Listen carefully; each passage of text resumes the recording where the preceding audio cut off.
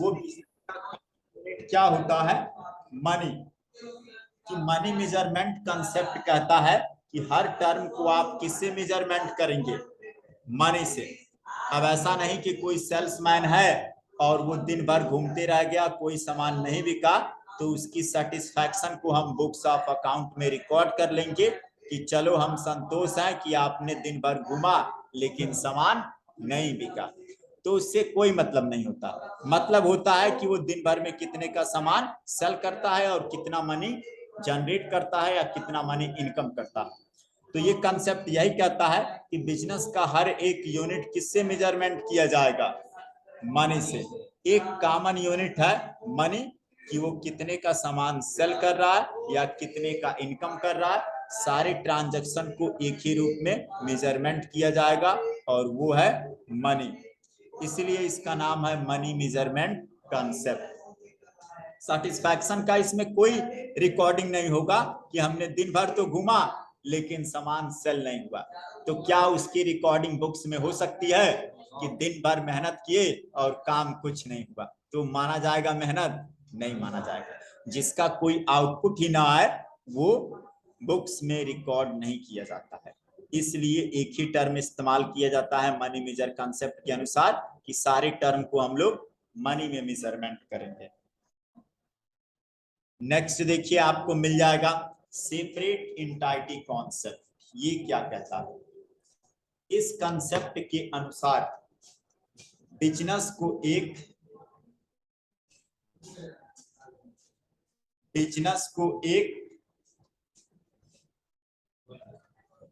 Entity के रूप में देखा जाता है जो कि अपने ऑनर से बिल्कुल अलग एंटिटी है। इस कंसेप्ट के अनुसार बिजनेस एक अलग एंटिटी है और उसका मालिक एक अलग एंटिटी है। हमेशा इन दोनों को अलग अलग एंटिटी मानकर ही अकाउंटिंग करेंगे। हम लोग पढ़ चुके हैं सेपरेट एंटिटी कॉन्सेप्ट का जिक्र हम लोग पहले भी कर चुके हैं। याद होगा आप लोग को, बताए थे आप लोग को कि बिजनेस अलग है और बिजनेसमैन अलग है। इन दोनों को आप सेपरेट एग्जिस्टेंस मानकर ही अकाउंटिंग करेंगे। बिजनेस को ही आप बिजनेसमैन नहीं मान लेंगे और बिजनेसमैन को ही बिजनेस नहीं मान लेंगे। ये दोनों एक सेपरेट एंटिटी है। एंटिटी का मतलब बताए थे पहचान, कि इन दोनों का एग्जिस्टेंस या रिकॉग्निशन अलग अलग होता है। बिजनेसमैन अलग है, बिजनेस अलग है। ऐसा आप दोनों को सेम मानकर अकाउंटिंग करने लगेंगे तो अकाउंटिंग आपका गलत हो जाएगा। इसलिए ध्यान रखिएगा, बिजनेस का कंसेप्ट अलग है और बिजनेसमैन का कंसेप्ट अलग है।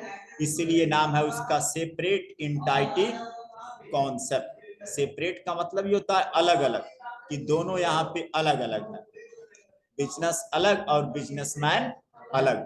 तो दोनों को आप एक ही कॉमन यूनिट से मेजरमेंट नहीं करेंगे। बिजनेस अलग टर्म है, बिजनेसमैन अलग टर्म है। नेक्स्ट देखिए आपको मिल जाएगा गोइंग कंसर्न कंसेप्ट। ये क्या कह रहा है? इस कंसेप्ट के अनुसार हम यह मानकर अकाउंटिंग करेंगे कि हमारा बिजनेस एक लंबे समय तक चलता रहेगा तथा बिजनेस को निकट भविष्य में बंद करने की कोई संभावना नहीं है। इसे कंटिन्यू ऑफ एक्टिविटी कंसेप्ट के नाम से भी जाना जाता है। जैसे कि यदि कोई कंपनी को किसी प्लांट या मशीनरी को बनाने में लगने वाली लागत को सेम ईयर का ध्यान में रखकर नहीं बनाया जाता है, बल्कि यह एज्यूम करके बनाया जाता है कि इस प्लांट या मशीनरी का प्रयोग बिजनेस द्वारा लंबे समय तक किया जाएगा। अब देखिए गोइंग कंसर्न कंसेप्ट क्या कहता है। नाम से ही पता चलता है गोइंग कंसर्न कंसेप्ट कि ऐसा बिजनेस जो लॉन्ग ड्यूरेशन तक चलेगा। अब ऐसा नहीं कि आज हम अपने बिजनेस को स्टार्ट किए और एक महीने के बाद उसको हम क्लोज कर दिए, तो यह बिजनेस नहीं माना जाएगा। बिजनेस का मतलब कि जिसमें टाइम पीरियड कंज्यूम हो, ज्यादा टाइम लगे, वही बिजनेस है, और वो लंबे समय तक चले, वही बिजनेस है। ऐसा नहीं कि एक महीने के बाद हम बिजनेस क्लोज कर दिए तो वो हमारा बिजनेस कहलाएगा। तो बिजनेस ऐसा होना चाहिए कि जो लॉन्ग ड्यूरेशन तक चले। और किससे? तो बिजनेस नहीं है वो, एक तरीके का कह सकते हैं कि वो शॉर्ट इनकम कमाने का सोर्स है। ये हो सकता है कि उस शॉर्ट टर्म में आपको लाभ भी हो सकता है और ज्यादा नुकसान भी हो सकता है। ठीक। तो गोइंग कंसर्न कंसेप्ट यही कहता है कि आपका बिजनेस लॉन्ग ड्यूरेशन तक चलना चाहिए, तभी जाके वो बिजनेस माना जाएगा।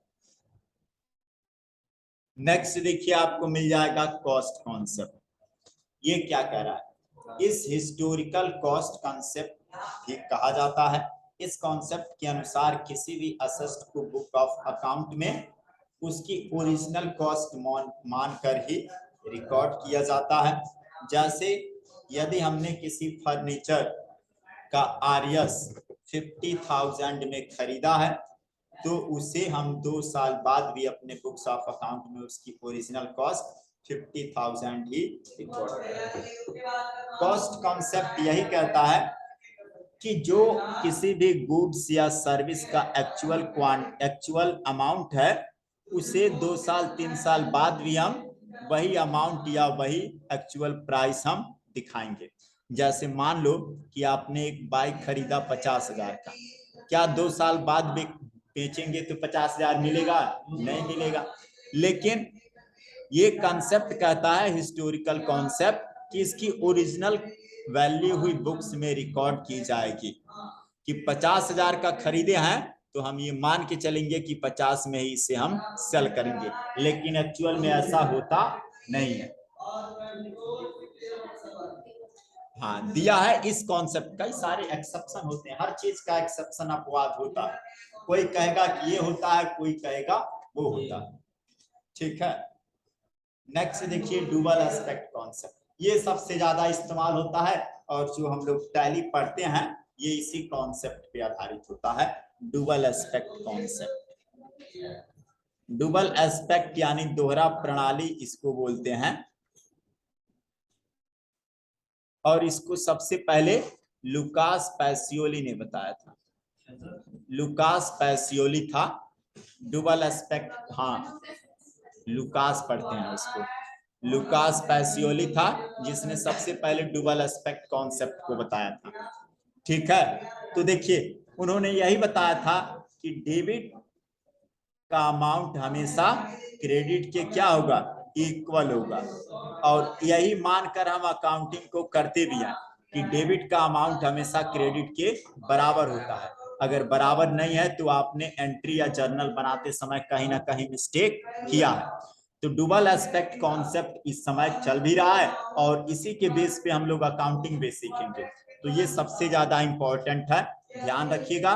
डुअल एस्पेक्ट कॉन्सेप्ट यही कहता है कि जितना अमाउंट डेबिट पक्ष में होता है उतना ही अमाउंट क्रेडिट पक्ष में होना चाहिए। और अगर ये दोनों बराबर है तो समझ जाइए कि आपने एंट्री को सही पोस्ट किया है, और नहीं तो जर्नल बनाने में आपने कहीं ना कहीं मिस्टेक किया। तो ये ध्यान रखिएगा, ये कॉन्सेप्ट यही कहता है कि 2 पक्ष होते हैं, एक क्रेडिट पक्ष और दूसरा डेबिट पक्ष।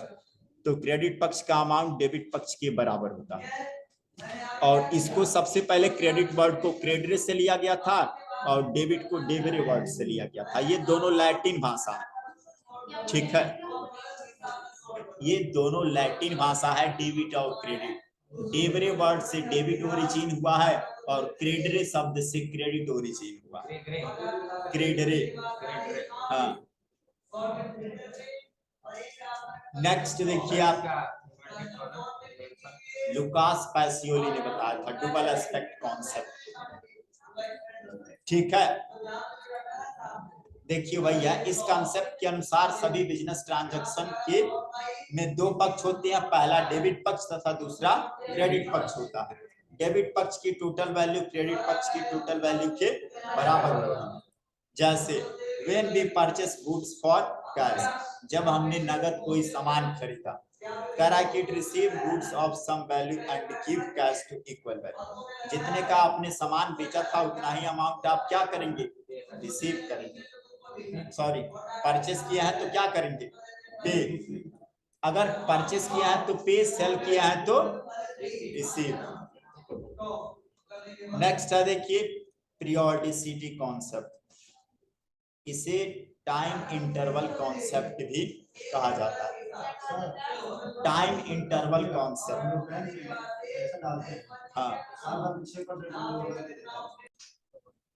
तरह की इसे टाइम इंटरवल कॉन्सेप्ट भी कहा जाता है, जिसके अनुसार सभी बिजनेस इंटरप्राइजेस को एक निर्धारित समय अंतराल के बाद फाइनेंशियल स्टेटमेंट तैयार करना होता है। इस कॉन्सेप्ट के अनुसार अकाउंटिंग पीरियड को अपेक्षाकृत शॉर्ट ईयर या क्वार्टर रखना चाहिए, जिससे कि बिजनेस की परफॉर्मेंस को आसानी से मेजर और कंपेयर किया जा सके। देखो, ये पीरियोडिसिटी कॉन्सेप्ट यही कहता है कि अगर आप कम टाइम पीरियड का प्रॉफिट एंड लॉस निकालेंगे तो इजीली आप उसे कैलकुलेट कर पाएंगे। जैसे मैंने कहा कि एक महीने का आप निकालिए कि एक महीने में आपने कितना प्रॉफिट कमाया, तो आप यही देखेंगे कि उस महीने में हमने एक्सपेंस कितने का किया और हमें उस मंथ में रिवेन्यू यानी कि इनकम कितने का हुआ। तो अगर एक्सपेंस वाला अमाउंट रिवेन्यू से अधिक है तो क्या होगा, लॉस, और यदि रिवेन्यू वाला अमाउंट एक्सपेंस से क्या है, ज्यादा होगा तो क्या होगा, प्रॉफिट। आप देखोगे ना कि उस महीने में मान लो हमने खरीदा था सामान 10,000 का और बेचा कितने का, 15,000 का, तो आपको कितने का प्रॉफिट हुआ, 5,000 का। अब मान लो खरीदे 10 में और वो सामान बिका टोटल उस महीने में 8 में, तो 2,000 का क्या होगा, लॉस होगा। तो जितना ही कम टाइम पीरियड में आप कैलकुलेशन करेंगे उतना ही एक्यूरेसी आपका अधिक आएगा। अगर मैं कहूं कि 5 साल में आप निकालिए कितने का लाभ हुआ कितने का नुकसान हुआ, तो आप 5 साल का एक्सपेंस निकालेंगे, फिर रिवेन्यू निकालेंगे, तब जाके ये कैलकुलेट करेंगे कि इस 5 साल में हमें टोटल कितने का प्रॉफिट हुआ। तो शॉर्ट टाइम रहेगा तो आप इजीली कैलकुलेट कर लेंगे कि हमारे बिजनेस को कितना लाभ हो रहा है या कितना नुकसान हो रहा है। जितना टाइम पीरियड के बाद आप कैलकुलेशन करेंगे उतना एंट्री आपका कॉम्प्लिकेटेड होता जाएगा। तो यही कह रहा है ये पीरियोडिसिटी कॉन्सेप्ट कि शॉर्ट टाइम में आप कैलकुलेशन करेंगे तो आप इजीली कैलकुलेट कर सकते हैं कि आपको कितने का लाभ हो रहा है या कितने का नुकसान हो रहा है। तो या तो हमें क्वार्टर रखना चाहिए, क्वार्टर का मतलब आपको पता है 3 मंथ। नेक्स्ट देखिए ऑब्जेक्टिव एविडेंस कॉन्सेप्ट। करा इस कंसेप्ट के अनुसार सभी बिजनेस ट्रांजैक्शन को किसी एविडेंस या सपोर्ट बिजनेस डॉक्यूमेंट जैसे इनवॉइस वाउचर के आधार पर रिकॉर्ड करना चाहिए। ये डॉक्यूमेंट ऐसे होने चाहिए जिन्हें कोर्ट ऑफ लॉ में एविडेंस के रूप में रखा जा सके। देखिए, कोई भी बिजनेस कर रहा है तो उसका एक लीगल एविडेंस होना चाहिए, फर्जी वाला नहीं कि चलो हम 5,000 का सामान बेचे और नकली बिल काट के उसको दे दिए, बाद में वो जब क्लेम करेगा तो आप पकड़े जाएंगे तो उस समय आपको सजा भी हो सकती है। तो इसलिए जितने भी डॉक्यूमेंट होंगे वो सारा लीगली गवर्नमेंट ऑथोराइज्ड होना चाहिए, मान्य होना चाहिए कि, और कोर्ट में भी मान्य होना चाहिए कि किसी भी प्रकार का कोई कस्टमर क्लेम कर रहा है तो आप दिखा सके कि हमारी सारी डॉक्यूमेंट क्या है, ओरिजिनल है, किसी प्रकार का कोई फर्जी नहीं है। तो जो भी बिजनेस में डॉक्यूमेंट होना चाहिए वो लीगल डॉक्यूमेंट होना चाहिए, कानूनी डॉक्यूमेंट होना चाहिए और वो सारे डॉक्यूमेंट ओरिजिनल होना चाहिए। ठीक, ऐसा नहीं कि सामान बेचे और उसका एक फर्जी आप बिल बना के दे दिए, ऐसा सिस्टम नहीं। तो जितने भी बिजनेस के डॉक्यूमेंट हैं वो सारा लीगली होना चाहिए और गवर्नमेंट ऑथोराइज्ड होना चाहिए।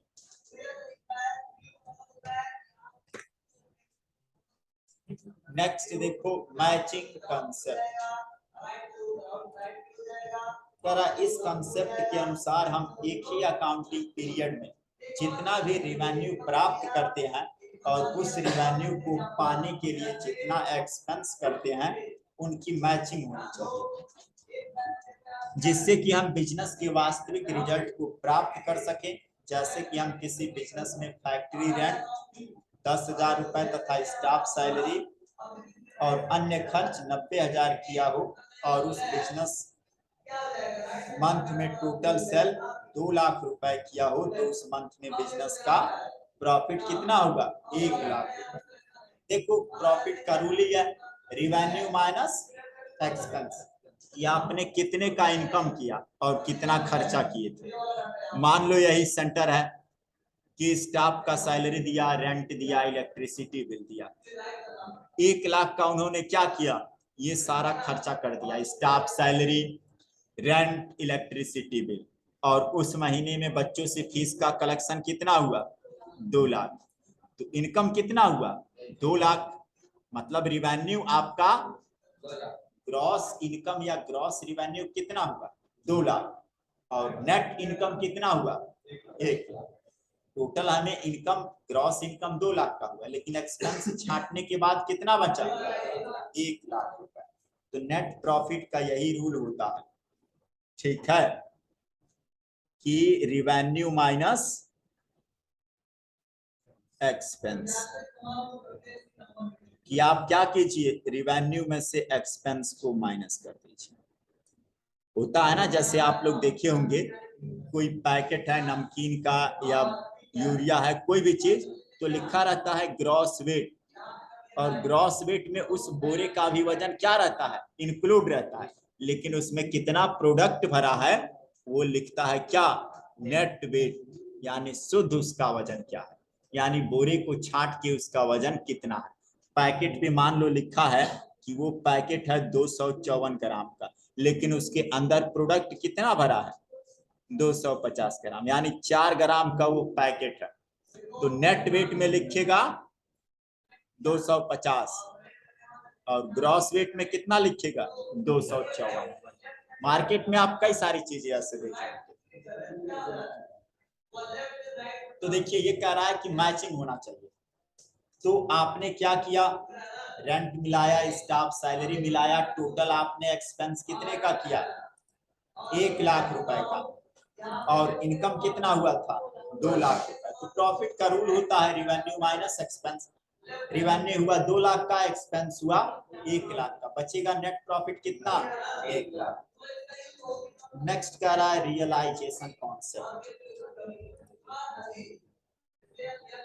कह रहा है कि इस कॉन्सेप्ट के अनुसार रिवेन्यू को इनकम के रूप में उसी डेट में कंसीडर किया जाएगा जिस डेट में इनकम रिसीव हो। इस कॉन्सेप्ट के अनुसार अनअर्न्ड रिवेन्यू को इनकम मानकर बिजनेस के बुक्स ऑफ अकाउंट में रिकॉर्ड नहीं किया जाता। देखो कह रहा ना कि इस कॉन्सेप्ट के अनुसार रिवेन्यू को इनकम के रूप में उसी डेट में कंसीडर किया जाएगा जिस डेट में इनकम रिसीव हो। अब ऐसा नहीं कि मान लो आपने क्या कर दिया, एफडी करा दिया, फिक्स डिपॉजिट, आपने 6 महीने का एफडी करा दिया, 1 लाख रुपए जमा किए, और 1 लाख रुपए पे आपको मान लो बैंक 5% ब्याज दे रहा है, तो क्या ये आपको तुरंत मिल जाएगा इंटरेस्ट ब्याज, नहीं, कुछ टाइम पीरियड, जितना मंथ के लिए, जितने साल के लिए एफडी करवाए रहेंगे फिक्स डिपॉजिट, उतने साल या उतने मंथ के बाद आपको उस अमाउंट का ब्याज मिलेगा। हाँ, LIC भी देता है। अब ये नहीं पता है कि LIC कितना देता है, क्योंकि LIC के एजेंट या कस्टमर हम नहीं है कि बता पाएंगे आप लोग को। देखिए, तो यहाँ पे एफडी फिक्स्ड डिपॉजिट आपने बैंक में किया, मान लीजिए 5% के रेट से, और ये आपको इनकम नेक्स्ट ईयर में हुआ, यानी कि आप जमा किए थे 2022 में, और इस अमाउंट का इनकम आपको मिला 2023 में। तो जिस डेट में हमें इनकम रिसीव होगा ना, उसी डेट को हम लोग रिकॉर्ड करेंगे। ऐसा नहीं कि 22 में जमा कर दिए तो हम दिखा देंगे कि 2022 में हमने 10,000 रुपए ब्याज कमाया। जिस डेट में वो ब्याज मिलेगा उसी डेट में कंसीडर किया जाएगा, और उसी डेट में उसको नोट किया जाएगा कि हाँ 22 में भले से हम जमा किए थे, लेकिन इनकम कब हुआ, 23 में, तो 23 का ही वो इनकम कहा जाएगा, ऐसा नहीं कि 22 का। जैसे होता है ना कि मान लो ये फीस है, आप पढ़ रहे हो अगस्त में, अब फीस जमा किए सितंबर में, तो क्या वो सितंबर का इनकम है, वो अगस्त का इनकम है। यानी कि उसी अमाउंट को आपने सितंबर में ले जाके दिया, लेकिन एक्चुअल में वो इनकम किस मंथ का, अगस्त का। हाँ, उसकी इनकम दिखाई जाएगी अगस्त में कि ये फीस अगस्त का इनकम है, न कि सितंबर का। आगे ऐसी कई सारी समस्याएं आती हैं, जैसे स्टाफ सैलरी होता है कि स्टाफ सैलरी मान लीजिए वो पूरा महीना काम किया अगस्त, लेकिन उसको अगस्त में सैलरी ना मिल के किस में मिला, सितंबर में, तो क्या वो सितंबर का इनकम है, नहीं, वो इनकम है अगस्त का, लेकिन उसे मिल कब रहा है, सितंबर में। तो देखो इस कंसेप्ट के अनुसार जिस डेट में इनकम प्राप्त हो उसी डेट में रिकॉर्ड किया जाता है। ठीक है, तो कई सारे एक्सेप्शन अभी पढ़ोगे, लेकिन देखो यहाँ पे स्टाफ एक्चुअल में ये खर्चा किस में दिखाना चाहिए, अगस्त में, कि ये अगस्त का इनकम है। तो ऐसी बहुत सारे टर्म एंड कंडीशन आपके सामने आएगा टैली में। तो ये वही कह रहा है कि जिस डेट में आपको इनकम हो उसी डेट में रिकॉर्ड किया जाएगा और उसका कंसीडर किया जाएगा। लीगल एस्पेक्ट कॉन्सेप्ट क्या कहता है? इस कंसेप्ट के अनुसार सभी अकाउंटिंग रिकॉर्ड और स्टेटमेंट लीगल रिक्वायरमेंट के अनुसार होना चाहिए, अर्थात लॉ में निर्धारित नियम के अनुसार होना चाहिए। ठीक है, जैसे सिस्टम में कहा गया है ना, प्रोटोकॉल एक होता है। प्रोटोकॉल आपको पता है, सेट ऑफ रूल्स को प्रोटोकॉल कहा जाता है। तो वैसे बिजनेस में भी सारे प्रोटोकॉल या आपको रूल्स रेगुलेशन फॉलो करना होता है। ऐसा नहीं कि फाइनेंशियल 1 अप्रैल से शुरू हो रहा है तो आप अपने बिजनेस में 4 अप्रैल से शुरू कर दो, 20 अप्रैल से शुरू कर दो। संविधान में या रूल्स फिक्स है कि सड़क की बाईं तरफ ही चलना है, तो दाहिने तरफ चलोगे तो ये आप रिस्पॉन्सिबल हो, एक्सीडेंट होगा तो। ठीक, तो बिजनेस में भी कई सारे रूल्स और प्रोटोकॉल को फॉलो करना होता है। वो सारे एविडेंस आपके पास होनी चाहिए और सारे रूल्स के अकॉर्डिंग होना चाहिए। ऐसा नहीं कि आउट ऑफ रूल्स होना चाहिए। तो जो प्रोटोकॉल है उन सारे प्रोटोकॉल्स को आपको बिजनेस में फॉलो करना पड़ेगा। नेक्स्ट देखिए, एक्रूवल कॉन्सेप्ट कह रहा है कि इस कॉन्सेप्ट के अनुसार रिवेन्यू को अर्न जनरेट होने पर रिकॉर्ड करना चाहिए, न कि रिवेन्यू प्राप्त होने पर रिकॉर्ड करना चाहिए। ठीक उसी प्रकार एक्सपेंस होने पर रिकॉर्ड किया जाना चाहिए, न कि एक्सपेंस का पेमेंट करने पर। अर्थात ट्रांजैक्शन को इनकम अर्न होने पर रिकॉर्ड करना चाहिए और एक्सपेंस खर्च होने पर रिकॉर्ड करना चाहिए। देखो इसका मतलब क्या है, कह रहा है कि इस कंसेप्ट के अनुसार रिवेन्यू को अर्न या जनरेट होने पर रिकॉर्ड करना चाहिए, न कि रिवेन्यू प्राप्त होने पर। जैसे मान लो फीस वाला ही देख लो कि आपको रिवेन्यू या वो अर्न कब हुआ, सितंबर में, तो आपने क्या कर लिया, सितंबर की एंट्री मान लेंगे उसको, नहीं, वो इनकम किसका है, अगस्त का है। तो वही कह रहा है कि इस कंसेप्ट के अनुसार रिवेन्यू को अर्न जनरेट होने पर रिकॉर्ड करना चाहिए, जब जनरेट हो जाएगा तब रिकॉर्ड करना चाहिए। जैसे कि मान लो आपने क्या किया, सिंपल, आपने किसी बैंक में पैसा ही जमा कर दिया, तो आप पहले ही कैलकुलेट करने लगे कि 1 लाख जमा किया है तो 6 महीने में 5 लाख हो जाएगा। पहले मिल जाए तब तो हमारा एक्चुअल इनकम होगा। हो सकता है बीच में बैंक लेके भाग जाए, तो क्या आपका वो एक्चुअल इनकम है? नहीं। तो जब तक हमें इनकम जनरेट ना हो जाए या रिसीव ना हो जाए तब तक हम उसे इनकम नहीं मानेंगे। ठीक है, वैसे एक्सपेंस है कि आपने पहले ही प्रचार का खर्चा जोड़ लिया कि बिजनेस चालू करेंगे तो 50,000 रुपए खर्चा होगा, लेकिन हो सकता है ज्यादा लग जाए, कम लग जाए। तो जब एक्सपेंस हो जाएगा तब उसकी हम लोग बुक्स ऑफ अकाउंट में रिकॉर्डिंग करेंगे, पहले ही रिकॉर्डिंग नहीं किया जाता है। ये चीजें ध्यान रखिए। अब हम लोग पढ़ेंगे टाइप ऑफ अकाउंट, यहीं से गोल्डन रूल की शुरुआत होगी कल से। अकाउंट कितने प्रकार के होते हैं और इन तीनों प्रकार के अकाउंट को ही अच्छे से आपको समझना है। ये समझ गए, अकाउंटिंग का गोल्डन रूल आ गया, गोल्डन रूल आ गया तो जर्नल बनाना आ गया, और जर्नल बनाना आ गया तो टैली आ गया। ठीक है, टैली आ गया तो आप चले जाएंगे